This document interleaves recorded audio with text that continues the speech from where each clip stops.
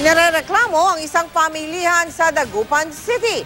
Ang tubig kasi na ipinanglilinis sa mga banyera ng isda, galing daw sa ilog na puno ng basura. Nakatutok si Sheila Finulya ng GMA Dagupan. Ito ang Pantal River sa Magsaysay Market sa Dagupan City. Sari-saring basura ang makikitang naglulutangan. Kaya naman punong-puno ng mga langaw at iba pang insekto ang paligid. Pero ang maitim na ilog na ito ang pinagsasalukan ng mga taga-palengke para gamiting panghugas ng kasirola, banyera, ice box at kanilang mga kamay. Yung gagamitin yung Yung tubig dito sa may ilog, hindi namin nilalagay sa isda.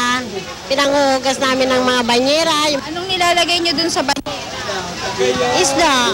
Araw-araw na nasasaksihan ng mga residente ang dugyot na gawain. Ba't po dyan pa sila kumukuha ng yung pantubig sa mga isda? Ayon sa City Health Office, taon-taon silang nakakatanggap ng reklamo kaugnay rito. Aminado naman ang tanggapan sa pabalik-balik na problema. Hindi namin mamonitor 24/7 dahil ang pag-ooperate niya is 24/7. May kaukulang aksyon naman daw ang Market Division sa problema. Pag nag-meet po kami ni WMDC po, malinisan po yun. Sabihan yung mga nagtitinda doon.